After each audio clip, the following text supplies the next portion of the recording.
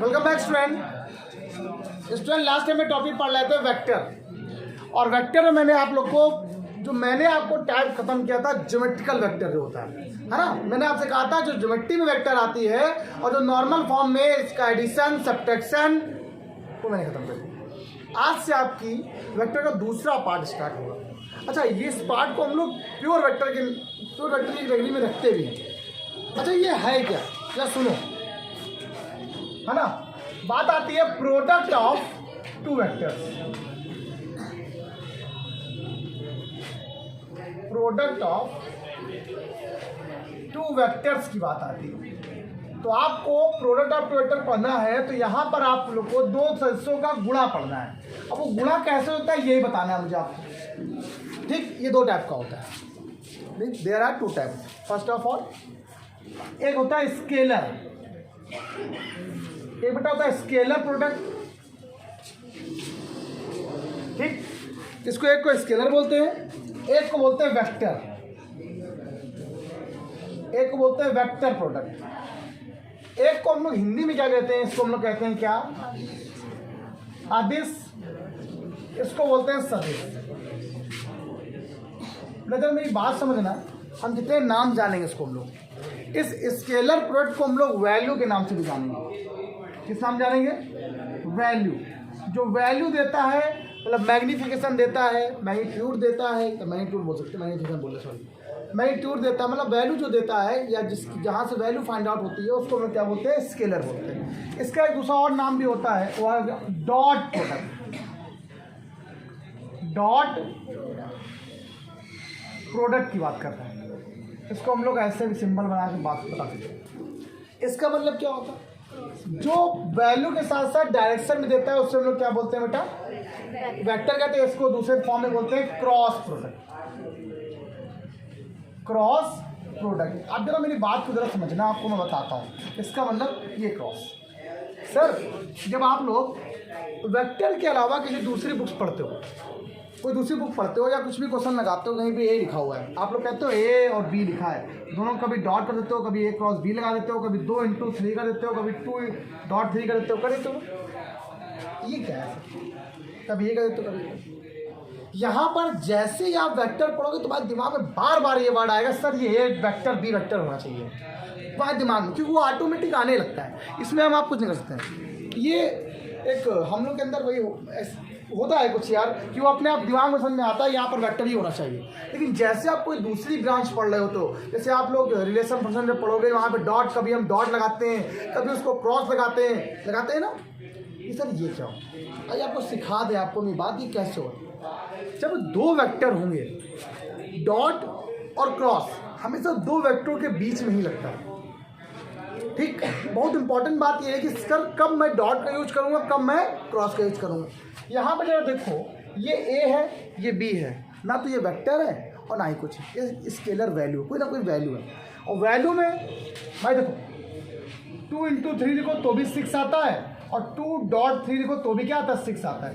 मतलब आपको ये बताता है कि यहाँ पर ये ए और बी आपस में दोनों कैसे हैं, एक कांस्टेंट टर्म है, एक कांस्टेंट वेरिएबल बोल सकते हैं हम लोग इसे, कांस्टेंट फंक्शन बोल सकते हैं, या जैसे आप लोगों ने बोला था क्वांटिटी 2 टाइप की होती है, वेरिएबल और कांस्टेंट। तो ये दोनों कांस्टेंट है, इंटीजर है, जिनकी वैल्यू होती है।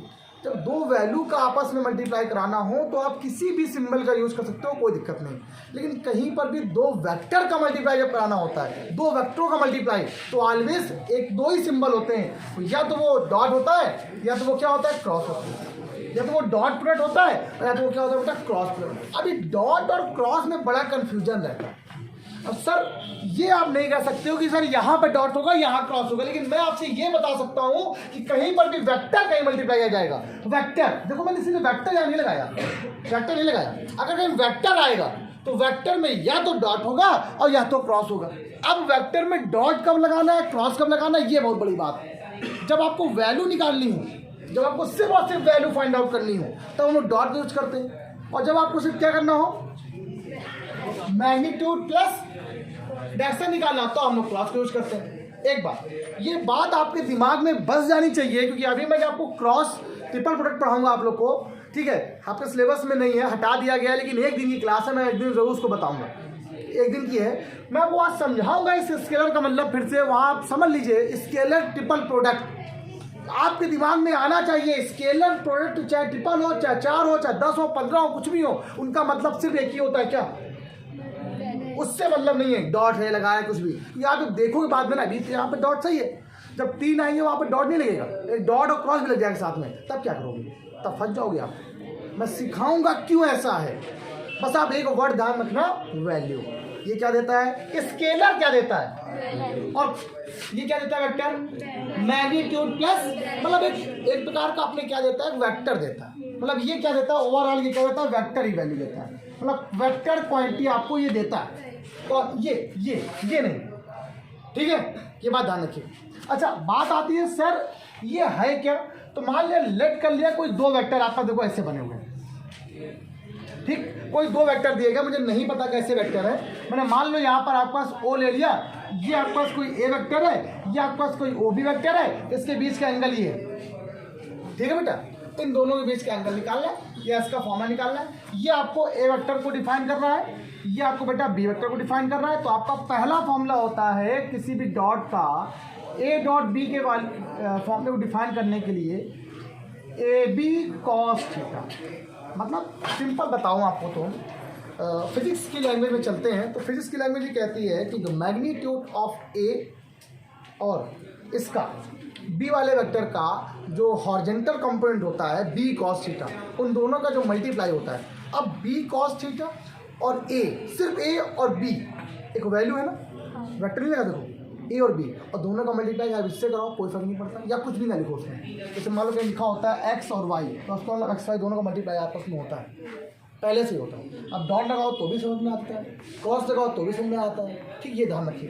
तो इन दोनों का जो मल्टीप्लाई होता है वो ए बी कॉस थीटा, या कुछ लोग इसको हम लोग mod of A mod of B और कॉस जगह फॉर्म से भी लिखते हैं। इक्वल टू यहाँ क्या आ जाएगा? A dot B. इतना कठिन नहीं है, आप लोग पढ़ चुके हो 11th में, वेक्टर में उसमें पढ़ी होगी। नहीं पढ़ा मैं आपको बता रहा हूँ, पढ़ लो अच्छे से। अब यहाँ से एक वैल्यू निकाल लेते हैं, कॉस थीटा का वैल्यू बहुत इंपॉर्टेंट है, बहुत ज़्यादा इंपॉर्टेंट है। A dot B upon mod of A mod of B, इसका तो यूज ही होता है। ओके, क्लियर हो गया? अब यहीं पर 3 केस बनेंगे, 2 केस बनेंगे। Case first, case second. Case first क्या बनेगा? इफ थीटा इक्वल टू 90, मान लीजिए थीटा कैसा हो? 90 हो, मतलब ए और बी के बीच का एंगल कैसा हो? परपेंडिकुलर हो। कैसा हो? मतलब ए और बी आपस में ऑर्थोगोनल हो, परपेंडिकुलर हो, नॉर्मल हो, कुछ भी, बहुत सारे नाम होते हैं। ठीक, theta equal to 90, cos theta cos 90 equal to 0। Cos 90 क्या होती है? 1 होती है। अरे हमें पता ही नहीं था, मैं पहली बार पढ़ा है।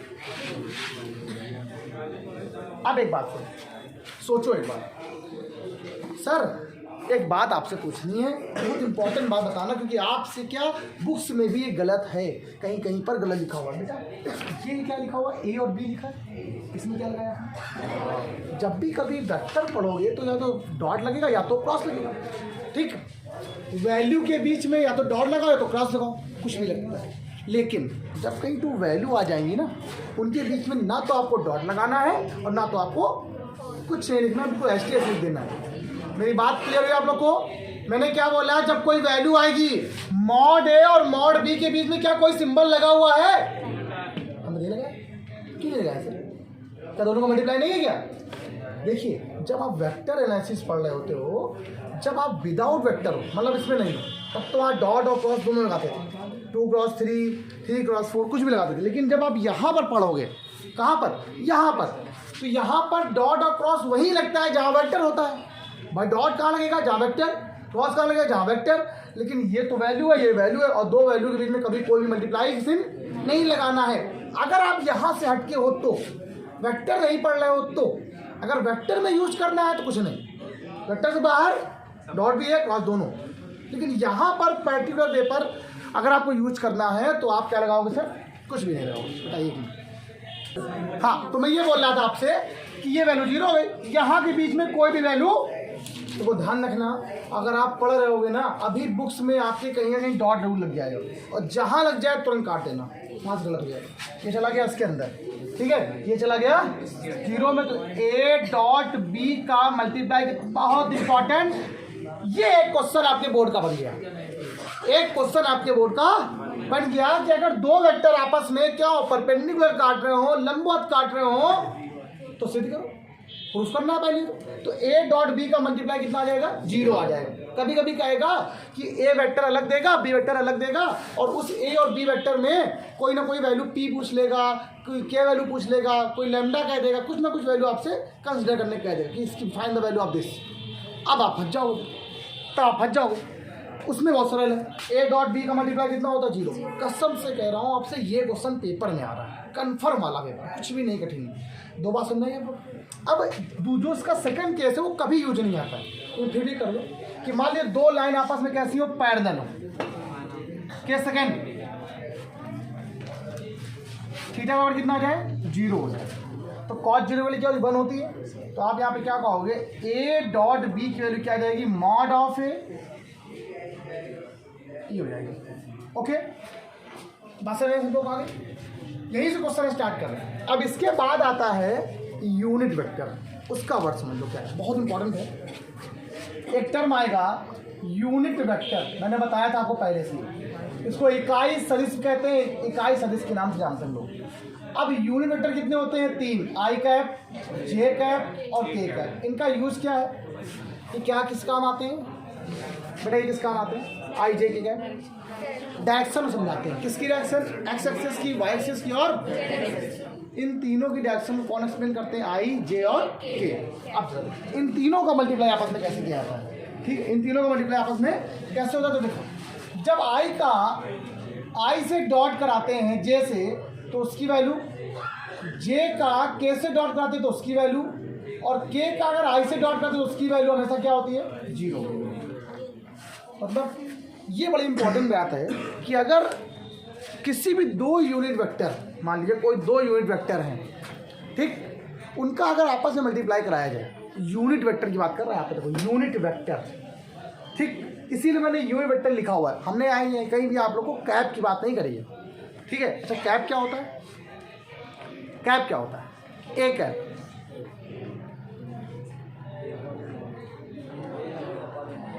अच्छा होता क्या है कैप, बोलते क्या है उसको भी तो यूनिट वेक्टर बोलते हैं, क्या बोलते हैं, फाइंड यूनिट वेक्टर उसको भी बोलते हैं। लेकिन वो हम ये क्या बता रहे हैं आपको, कंपोनेंट है यूनिट वेक्टर, आई जे के की बात कर रहे हैं, ध्यान रखिएगा। ये मत करें कि सर आपने तो वो बताया नहीं, वो पहले बता चुके वहाँ पर। अब ये यूनिट वेक्टर ही तो है, आई कैप, जे कैप, के कैप, यही तो होते हैं तीनों। जब मिल जाते हैं तो एक पूरा वेक्टर बन जाता है। मैंने आपसे कहा अगर आई कैप का मल्टीप्लाई जे से करा दो, जे का के से करा दो, के का मतलब डिफरेंट से करा दो, उसके लिए क्या आती है हमेशा, पहली property number first, must important, कभी काम नहीं पड़ेगी आपको, जो काम पड़ेगी वो ये वाली पड़ेगी। आई का डॉट आई से क्या होता है, 1, जे का जे से डॉट क्या होता है, 1, के का के से डॉट क्या होता है बेटा, 1। क्यों होता है, किसी भी वेक्टर का मॉड, किसी भी यूनिट वेक्टर का मॉड ऑलवेज 1 होता है। मान लिया कहीं आपके पास ए कैप लिखा हुआ है, उसका अगर मॉड आपने ले लिया, उसकी वैल्यू क्या होती है हमेशा,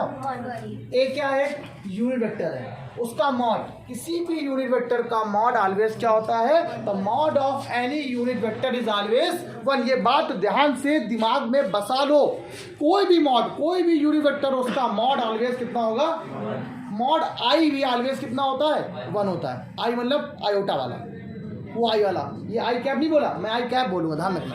तो जैसे बहुत सारे दिमाग में सर आई का मतलब तो आयोटा वाला हो गया, बहुत सारे बच्चे कहते हैं वो आयोटा अलग है, यहाँ अलग है। वैसे ही सेम इसका भी, किसका, मॉड ऑफ आई कैप की वैल्यू हमेशा कितनी होती है, 1 होती है, मॉड ऑफ जे कैप की वैल्यू क्या होती है, 1 होती है, और मॉड ऑफ के कैप भी क्या होता है, ठीक। अब सुनना, ये जो आई कैप की वैल्यू 1 हो गई है, वो कैसे हो गई है, देखो आई का 2 बार मल्टीप्लाई कराया, ठीक, जब 2 बार आपने इसका मल्टीप्लाई कराया है तो आई कैप का स्क्वायर, और स्क्वायर का मतलब होता है मॉड का स्क्वायर, सेम बात, ठीक है, स्क्वायर का मतलब होता है मॉड का स्क्वायर, कोई फर्क नहीं पड़ता। और किसी भी यूनिट वेक्टर का जो मॉड होता है ऑलवेज कितना होता है, 1 होता है, ये बात ध्यान रखिएगा, भूलेगा नहीं। जैसे मैंने आपसे कहा ए वेक्टर लिखा हुआ है, ठीक, ए लिखा हुआ है, ए को आप क्या लिखते हो, मॉड ऑफ ए लिखते हो, नहीं तो ये पहले ही बताओ, अच्छा आप इसी से समझाते हैं। इसका जगह स्क्वायर कितना है, ए स्क्वायर बराबर मॉड ऑफ ए का होल स्क्वायर। ये लिखते हो कि नहीं लिखते हो आप, ये बताओ। लिखा। तो जब आपके पास आई स्क्वायर, जैसे आपका ये लिखा हुआ था, आई का आई से 2 बार मल्टीप्लाई लिखा हुआ था, तो आई का स्क्वायर मतलब ए का स्क्वायर मीन क्या होता है आप सबको पता है, मॉड ऑफ आई का स्क्वायर। इसका मतलब भी तो वही होता है, हुआ कि नहीं हुआ? है तो सेम बात ना। थोड़ा सा घुमा जरूर रहे हैं लेकिन चीज़ें समझा रहे हैं कैसे, थोड़ा ध्यान दें। अच्छा एक बात और, ये क्या करता है, इसे 3rd नंबर प्रॉपर्टी होती है, इसकी अलग सी थोड़ी सी, इसको स्टार मान। ये एसोसिएटिव प्रॉपर्टी को होल्ड करता है। एसोसिएटिव प्रॉपर्टी सहचर नियम को पालन करता है। A vector dot B vector बराबर कितना होता है हमेशा, B vector dot A vector. मतलब ए और बी का जो मल्टीप्लाई होगा वही बी और ये हमेशा होता है। कैसे होता है अभी दिखाते करके, कैसे होता है कि करके दिखाते, सीधे क्वेश्चन बताते हैं आप। और अगर मैं आपसे ये कह दूं कि इससे बहुत क्वेश्चन आपको क्लास में आने वाले हैं, मजा आ जाएगा आपको। इससे ज़्यादा इसका कोई भी प्रोसेस नहीं है, सीधे क्वेश्चन आंसर कदमों में, सीधे क्वेश्चन आंसर कदमों में, सीधे क्वेश्चन आंसर कदमों में। 4-5 क्वेश्चन मैं लिख रहा हूँ फटाफट, तब तो आपको सुनिए। हाँ बच्चों देखो, एक इसमें आर्टिकल और बचा हुआ है, प्रोजेक्शन। मतलब किसी वेक्टर का प्रोजेक्शन कि दूसरे वेक्टर पर निकालना होता है, तो उसका डायरेक्ट क्या करेंगे, क्वेश्चन आएगा तो वहीं पे क्वेश्चन आपको समझा देंगे, उससे मतलब नहीं, प्रोजेक्शन से कोई इतना, लेकिन हाँ क्वेश्चन आता है इसलिए बता दें। चलिए क्वेश्चन लिखा है, पहला, दूसरा, तीसरा, 4 क्वेश्चन आपको वो दिए गए। हम अगर बात करें इन चारों क्वेश्चनों में तो सारे क्वेश्चन बहुत अच्छे हैं। पहले तो आपको बताते हैं कि ए डॉट बी कैसे निकाला जाता है, 2 लाइन का आंसर है। पहले मैंने कहा पहला नंबर लिखा हुआ है, कह रहा है ए वेक्टर क्या गिवन है, देखो आई cap plus J cap minus के कैप, और आपको बी वेक्टर क्या गिवन है, I cap minus J cap plus. प्यारे बच्चों सुनो, आपसे कह रहा है ए डॉट बी निकालने के लिए। अब आप लोग कहते हो जैसे सर मल्टीप्लाई होता है वैसे कराते हो, पहले इस आई का सब में कराओगे, फिर जे का सब में कराओगे, के का सब में कराओगे। आई का अगर आई भी होगा तब तो 1 हो जाएगा, आई का जे से होगा तो वैल्यू कितनी 0 आ जाएगी। तो सिंपल याद रखो, अगर डॉट कराना है बहुत सिंपल सा मेथड, आई का आई से, जे का जे से, के का, मतलब आई वाले कोफिशिएंट का आई से मल्टीप्लाई, जे वाले कोफिशिएंट का जे से मल्टीप्लाई, और के वाले कोफिशिएंट का के से। और जब आई का आई से कराओगे तो आई स्क्वायर बन जाए, उसकी वैल्यू 1 होती है। ठीक, देखा, आई का आई से मल्टीप्लाई किया 1, जे का जे से -1, के से -1, कितना आंसर आ गया 1 - 2, आंसर क्या आ गया -1। तो ये वैल्यू देता है, वो वैल्यू माइनस भी हो सकती है, जी प्लस भी हो सकती है, 0 भी हो सकती है, कुछ भी वैल्यू होती है, कोई फर्क नहीं पड़ता। क्वेश्चन पहला समझाया आप लोग को अच्छे से, मजा आया? कुछ किया मैंने, क्या किया, आई का आई से 1, जे का जे से 1 -1, माइनस के का प्लस का के से -1 हो गया, पक्का सॉल्व कर लिया। अब उसमें बोला है, कह रहा आल्सो फाइंड एंगल, कह रहा थीटा का मान निकालो। अब सुनो एक और क्वेश्चन, अभी के लिए भी, बात के लिए भी, कहीं पर भी क्वेश्चन आ जाए, वो चाहे डॉट का हो चाहे क्रॉस, कहीं पर भी आ जाए, आपसे ये कह देता है कि आपसे कहता है कि find the angle between 2 vector, तो कोई बच्चा कभी भी कोई दूसरा फॉर्मूला नहीं लगाएगा, सिर्फ एक ही फॉर्मूला होता है, कॉस थीटा बराबर क्या बना, अभी बताया था फॉर्मूला आप लोग को, कॉस थीटा बराबर फॉर्मूला होता है A dot B upon mod of A और मॉड ऑफ बी, बस यही फॉर्मूला होता है और कोई फॉर्मूला नहीं होता। ए डॉट बी बराबर ए डॉट बी अपॉन क्या होता है, mod of A mod of B. क्या बात है वर्धन, देखो बड़ा अच्छा क्वेश्चन कर रहा होगा ध्यान से। ए डॉट बी अपॉन में क्या होता है, मॉड ए मॉड, बस ये सिंपल सा क्वेश्चन है, सब बच्चों को आ जाएगा, जिसका पहला क्लास है उसको तो तुरंत आ जाए, क्योंकि कुछ था ही नहीं, पुराना कुछ नहीं है, बिल्कुल नया है। ठीक है, सिंपल क्या किया हम लोगों ने, आई का आई से, जे का जे से, के का, तो मल्टीप्लाई ऊपर कराने कितना है, माइनस का 1 आ गया। अब मॉड ऑफ ए निकालो जरा एक बार, आप सबको मॉड ऑफ ए अलग निकालना पड़ेगा, 1 square plus 1 square plus 1 square, clear हो गया, √3 हो गया। कोई प्रॉब्लम भाई, जाहिर सी बात है 1 का स्क्वायर 1 होगा, 1 का स्क्वायर वो भी 1 होगा, -1 का स्क्वायर वो भी 1 होगा। चलिए mod of B find out करिए जरा, आई साथ क्या लिखा है, 1 का स्क्वायर 1 1 1, क्या आ गया रूट के अंदर, अब तक ये क्या है √3 क्या आ गया, -1 अपॉन क्या आ गया 3, तो कॉस थीटा की जो वैल्यू आई वो -1/, थीटा इक्वल टू आ जाएगा बेटा कॉस इनवर्स, ऐसे लिखना पड़ेगा। पहला क्वेश्चन क्लियर हो गया। सेकंड नंबर क्वेश्चन, समझ कहा ना, जब कुछ नहीं होता मल्टीप्लाई होता है ना दोनों का, वही है। चलिए सेकंड नंबर क्वेश्चन क्या पढ़िए, आपसे क्या बोला है, ये क्या लगा हुआ है, देखो बीच में डॉट लगा हुआ है, इसका मतलब ये एक वेक्टर है और ये एक अलग वेक्टर है। कैसे निकालते हैं, देखो और बेटा आई का, आई से जे का, जे से के का, इसका आई का मल्टीप्लाई ऐसे करो कितना आएगा, 3 बचेगा, 3 जे का मल्टीप्लाई जैसे करो क्या आएगा, 4 प्लस 3 का 1 से क्या आ गया, 3 आ गया। तो आंसर कितना आएगा बेटा आपके पास, देखो क्या आंसर आ गया, कितना आंसर आ गया आपके पास, इजी सा था, कोई दिक्कत नहीं है। थर्ड नंबर क्वेश्चन यार बिल्कुल ईजीएस्ट है यार, इसमें कोई दिक्कत होनी नहीं चाहिए आप लोग। एक वेक्टर ए दिया गया, एक वेक्टर, अब उसने क्या बोला, आर परपेंडिकुलर, ये आ रहा है पेपर में तुम्हारे क्वेश्चन, ये मैं कन्फर्म बोल रहा हूँ, 2 नंबर 3 नंबर में क्वेश्चन कन्फर्म आ रहा है, एंगल आ रहा है और ये कन्फर्म है क्वेश्चन क्लास में आना ही आना है। मैंने क्या बोला, ए वेक्टर ये है, बी वेक्टर ये है, आप चाहो तो अपना सेट उठा के देख लो, कोई भी ईयर का सेट उठा के देख लो, कम से कम एक क्वेश्चन हर सेट में आपको ये तो मिलेगा, एंगल एक मिलेगा।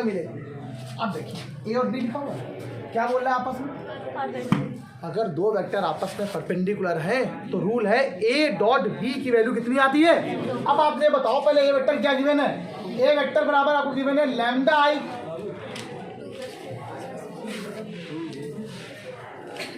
Please 2j cap plus 4, B vector का क्या गिवन है, I cap plus J cap minus.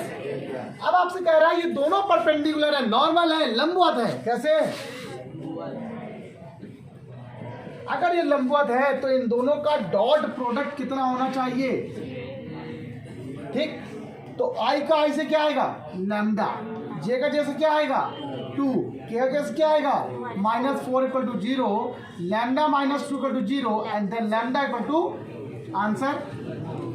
अगला क्वेश्चन 4 नंबर जाते हैं, सेम क्वेश्चन है, अलग कुछ नहीं, ए वेक्टर ये, एक वेक्टर ये, आर परपेंडिकुलर, कैसे है, लंबवत है, दोनों वेक्टर आपस में कैसे है, लंबवत का मतलब क्या होता है, दोनों आपस में जिनका डॉट कितना आएगा, सबसे ये क्वेश्चन पेपर में आ रहा है, आई का आई से, जे का जे से, के का के से बराबर कितना आएगा, 0 आएगा ना, और यही कर देते हैं, यहीं पर यहीं आ जाएगा, आई का आई से क्या आएगा 2, जे का जे से क्या आएगा -4, के का के से क्या आएगा प्लस लैम्डा बराबर 0, अरे तो वही क्वेश्चन आंसर आ गया,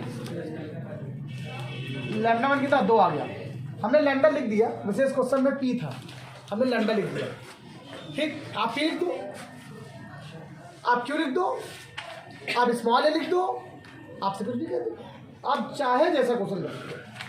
अब इसमें इस क्लास में अगर मैं आपसे बात करूं कि इस टॉपिक में 3 ही 4 टाइप के क्वेश्चन बनते हैं, पहला ए डॉट बी निकालना, वो तो है यार, नॉर्मल सी बात, वो तो क्वेश्चन होगा ही होगा, चैप्टर ही। पहला सबसे इंपॉर्टेंट क्लास में क्वेश्चन है एंगल निकालना, किसी भी 2 लाइन के बीच का एंगल, 2 वेक्टरों के बीच का एंगल कैसे निकालते हैं, ठीक। अच्छा, जिसको ये आ जाएगा उसको 3D बड़े आसानी से आ जाती है। अब वो बिल्कुल 3D में यही फॉर्मूले होते हैं, ए डॉट बी बराबर 0, पर बच्चा वहाँ समझ नहीं पाता कैसे, और सिखाएंगे, ठीक है।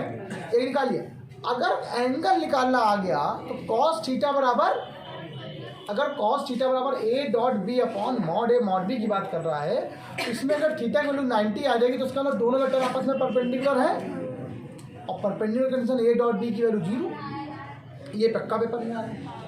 एंगल परपेंडिकुलर, एंगल परपेंडिकुलर, एक एंगल वाला क्वेश्चन है पक्का, और जो क्वेश्चन भी याद बनते हैं वो इतने इंपॉर्टेंट नहीं जितने इंपॉर्टेंट ये वाले हैं, सबसे इंपॉर्टेंट है, मुझे सबसे अच्छे लगते हैं क्योंकि ये पेपर वाले हैं। अब मैं इनमें जितने क्वेश्चन बता दूंगा हर बार में ऐसे सब सॉल्व हो जाएगा।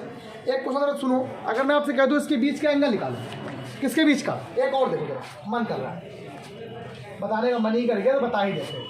क्या बोल रहा है, कह रहा है, कहाँ गया क्वेश्चन, मिल गया बता दें, अच्छा हाँ ये जाओ मिल गया। कह रहा है 2i cap 3j cap 4k cap and 2i cap 4j cap and 4k cap, कह रहे इसके बीच का कोण निकालिए। सिंपल, बताओ फॉर्मूला क्या है, A vector dot B vector upon mod of A mod of B, clear हो गया। अब ये क्या है, ये है पूरा पूरा, इसको आप एलेक्ट कर लो, इसे आप लोग बी लेट कर लो, कर लिया। आप पहले बताओ ए डॉट बी कितना आएगा, पहले आप निकाल लो ए डॉट बी क्या आएगा, आई का आई से 4, जे का जे से 12, के का के से 16, आंसर कितना आ गया? मतलब आप कुछ करने की होती नहीं नीचे वाले को, नीचे कोई वैल्यू आएगी क्या आती नहीं पता, निकाल देना खुद ही। कॉस थीटा का मान 0 है, ये समथिंग कुछ आएगा। कॉस थीटा का मान कितना आ गया? 0, और कॉस में 0 वैल्यू किसकी होती है? तो थीटा वैल्यू क्या आ गया बेटा आपके पास? अब इस क्वेश्चन में दो तरीके से क्वेश्चन आपसे पूछेगा।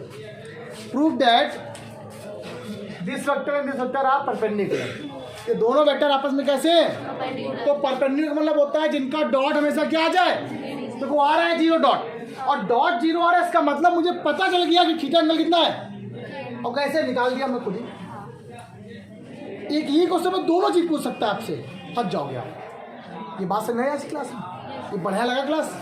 अच्छा, इसमें प्रोजेक्शन वाले क्वेश्चन कल होंगे, नेक्स्ट टाइम पे होंगे, और जो भी क्वेश्चन बन सकते हैं थोड़े से अलग टाइप से, तो वो क्वेश्चन कल बताए जाएंगे आपको। लेकिन हाँ, एग्जाम में अगर ऑब्जेक्टिव पेपर बनने वाला है तो मैं आपसे प्रॉमिस कर रहा हूँ इससे कठिन क्वेश्चन या इससे ज़्यादा कहीं क्वेश्चन नहीं बाहर मिलेगा, बस यही मिल जाओ डॉट वाले में। ठीक, इतना लगाओ आज, इतना रखो बेटा। वीडियो आपकी कॉन्टिन्यूसली अपलोड हो रही है, देखते रहिए, अपना प्यार बनाए रखिए। Bye bye class.